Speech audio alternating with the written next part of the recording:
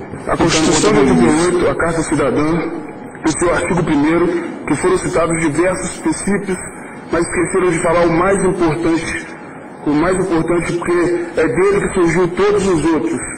Passamos vários anos na era de chumbo do Brasil, e depois o artigo 1º, parágrafo 1 fala: todo poder emana do povo. Artigo 1º, parágrafo 1. Por que estou dizendo isso? Todo poder emana do povo, seja ele o poder executivo, seja ele o poder judiciário, seja ele o poder legislativo.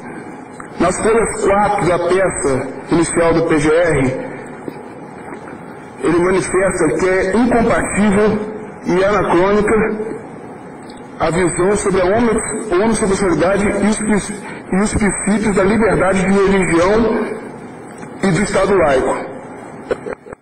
É incompatível a homossexualidade com o princípio da liberdade do Estado laico. Diga isso ao procurador, que se verificar à sua volta, vai se assustar com a quantidade de coisa incompatível que tem no Brasil. Não precisa ir longe, só ir aqui do lado. Tiririca está na Comissão de Educação, Renan Calheiros na Comissão de Ética do Senado. Semana passada, para provar que todo poder emana do povo, semana passada eu fui na Câmara de Vereadores de minha cidade natal, Itaperuna. A Câmara foi a primeira Câmara republicana pelo regime monárquico. E lá eu vi no centro uma cruz de bronze bonita,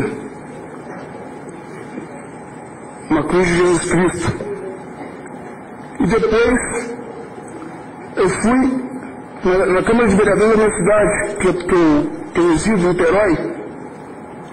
Lá eu vi o crucifixo. Depois fui na LERJ, no TJ, e para minha surpresa, quando eu chego aqui hoje, o que eu me deparo? Um espaço arquitetônico totalmente apropriado com a imagem de Jesus Cristo. E agora, José? O Estado é laico. Isso sim era para ser incompatível, senhor procurador. Mas não é. Não é, porque o Estado é laico, mas o poder emana do povo, e o povo do Brasil, o povo brasileiro é cristão. O povo brasileiro é cristão. E enquanto o poder emanar do povo, e o povo assim quiser, esses crucifixos vão ficar aí, até eles não quererem mais. A justiça não pode ser amiga, como disseram aqui. A justiça tem que ser cega, tem que ser surda.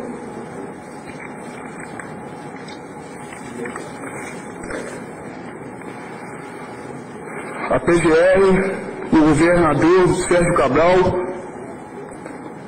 forçam a barra e sabiamente, com grandes juristas a quais leem o livro deles, em suas peças lançam boas armadilhas para tentar desvirtuar a vontade dos constituintes de 88 e do legislador do Código Civil, que veio depois da Constituição,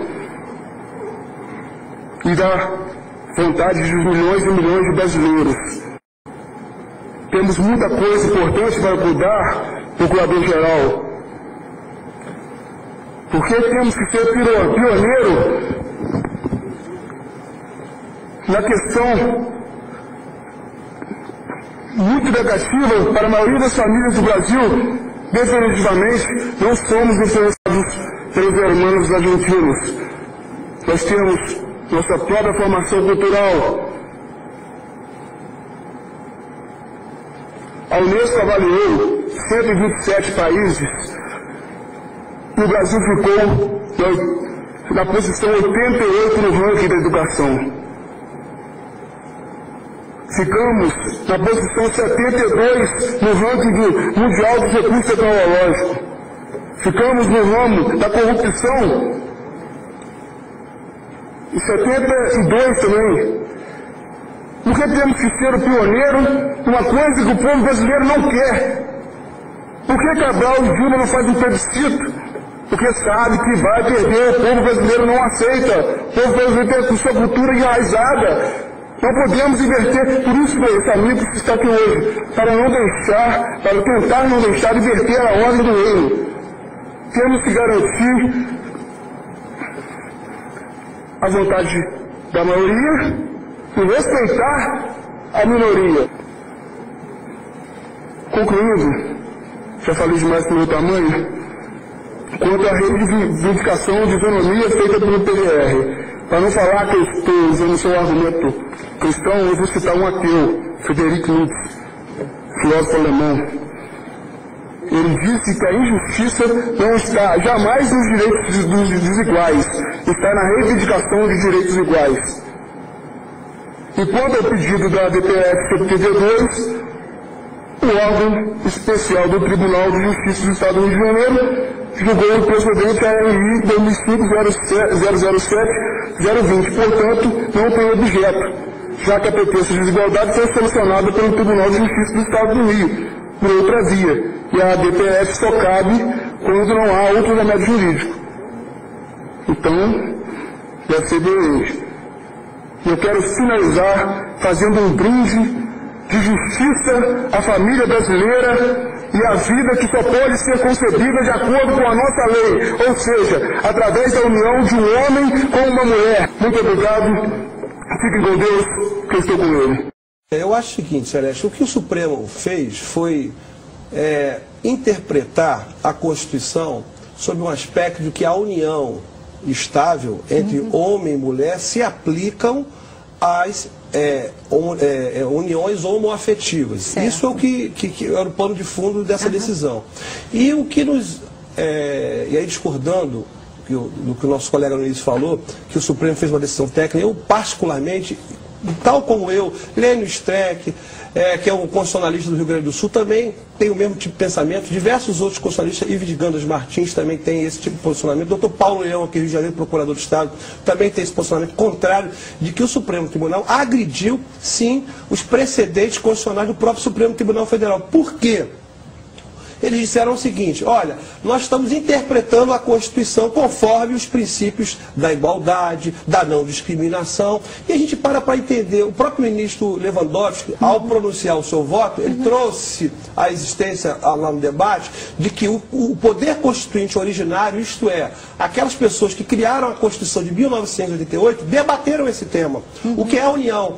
É estável. A união estável, para efeito de família, é homem e mulher. Eu estou falando sobre o princípio constitucional. E ele trouxe apenas. Então, em 1988, quando esta Constituição foi formada, debateu-se e colocou no artigo 226, parágrafo 3º, que união estável era homem e mulher. Em 88. 6 anos depois, criou-se o Instituto da União Estável, em 96, dizendo, olha, a união estável é entre homem e mulher.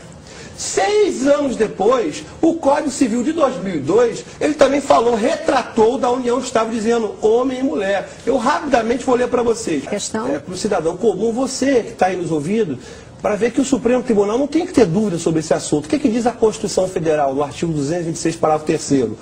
Para efeito de proteção do Estado, é reconhecida a união estável entre homem e mulher como entidade familiar, devendo a lei facilitar a sua conversão. Isso em 1988. Em 96, veio a lei da união estável e replicou o mesmo artigo.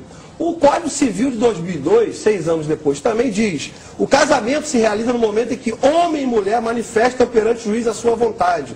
O artigo 1517 também fala: o homem e a mulher com 16 anos podem casar-se. Aí vem aonde o Supremo Tribunal Federal declarou inconstitucional o artigo. Ele diz que o artigo 1723 é reconhecida como entidade familiar estável entre homem e mulher, configurada na convivência pública, contínua e duradoura, estabelecida com o objetivo de constituição de família.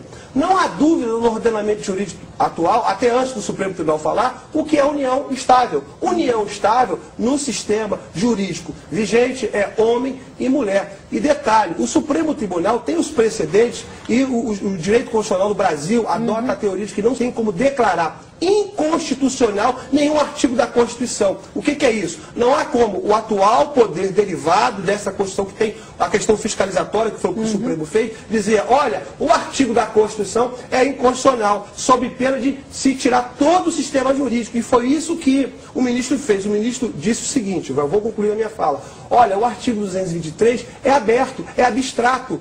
Isso nunca foi discutido. O Supremo Tribunal Federal, e aí ouso a dizer, discordar veementemente, usurpou da competência do Congresso Nacional. O Congresso Nacional é que teria que dizer que união estável é entre homem e mulher, mulher não o Supremo. Foi uma decisão política, foi uma decisão que os ministros diziam, nós não estamos legislando no lugar do Congresso. Na realidade, legislou, afrontou o princípio constitucional e nós estamos hoje à mercê dessa decisão e a quem recorrer. E sobre a união civil homossexual? A senhora declarou nesta terça-feira no UOL que é contra e o assunto já tomou conta das redes sociais. Olha, você me dá, inclusive, a oportunidade de poder interagir. Porque quando as pessoas perguntam sobre casamento, eu entendo o casamento como sacramento. Como sacramento, eu não acho que deva ser dado esse enquadre. Então, eu digo, com transparência, que não tem uma posição favorável. Daí isso significar descriminalizar as pessoas que têm essa opção, de coibi-las de defender suas bandeiras, isso é outra coisa. Eu tenho profundo respeito por todas as pessoas, independentemente do sexo, da opção sexual que essas pessoas façam. Agora, se me é perguntado, eu prefiro ser transparente. Eu prefiro que o movimento gay olhe para mim e diga, a Marina, nesse aspecto, ela não pensa igual a mim. E eu tenho pessoas dentro do meu partido, como é o caso do Gabeira, que defendia todas essas bandeiras, o aborto, a descriminalização das drogas, a união, enfim, o casamento de homossexuais, a própria prefeita Marta Suplicy. Isso nunca me impediu de fazer a campanha dessas pessoas, não é? E eu gostaria de que as pessoas olhassem para mim também, respeitando o meu ponto de vista em relação a essa questão do casamento. No Congresso que tramitou, e acho que foi até a iniciativa da Marta Suplicy, era a questão da união civil de bens. Né? Eu acho que é um direito que as pessoas têm. Se as pessoas têm um patrimônio junto, por que essas pessoas não podem constituir esse patrimônio? Se elas têm uma união estável, por que essas pessoas não podem ser beneficiárias do mesmo plano de saúde? Né? Eu olho para essa situação então, seria a favor da união civil? Da união civil de bens. Agora, o casamento, eu entendo o casamento como uma instituição, aí do meu ponto de vista, da minha fé, e isso eu não defendo. Mas eu sou muito transparente para dizer isso para as pessoas. Eu acho que em eleição é bom que as pessoas possam saber, não é? Mesmo a comunidade que eu sei que tem um grande respeito por mim, as pessoas até sofrem quando ouvem as minhas manifestações, mas por quê? Eu simpatizo com a Marina, mas de repente ela fala isso. Eu prefiro que as pessoas digam, eu não vou votar na Marina, porque ela nesse ponto não pensa. Ou se ela disser, bem, a Marina não pensa igual a mim nesse aspecto, mas tem vários aspectos que eu concordo com ela, e sei que ela, como presidente da República, não vai utilizar o Estado laico para fazer proselitismo religioso e vai respeitar os meus direitos como cidadão brasileiro, como devem ser respeitados os direitos de todos os cidadãos. O que eu não posso fazer é como alguns que, porque eleição, aí uma hora diz que crê e se vem pressão dos que creem, aí diz que crê. Uma hora diz que é a favor do aborto e se vem pressão das igrejas, aí diz que não é contrário ao aborto. Eu prefiro que as pessoas olhem para mim e digam, a senadora Marina, nesse aspecto, ela não concorda comigo, eu não concordo com ela. Até porque eu aprendi a conviver com essa diversidade. Eu defendo a diversidade. E não vejo por que eu não possa ter o direito ao meu ponto de vista. E que as pessoas possam saber claramente que esse ponto de vista não vai cessear direito das pessoas naquilo que é o direito do cidadão e da cidadã. Nesse aspecto do casamento aí, infelizmente, não temos convergência.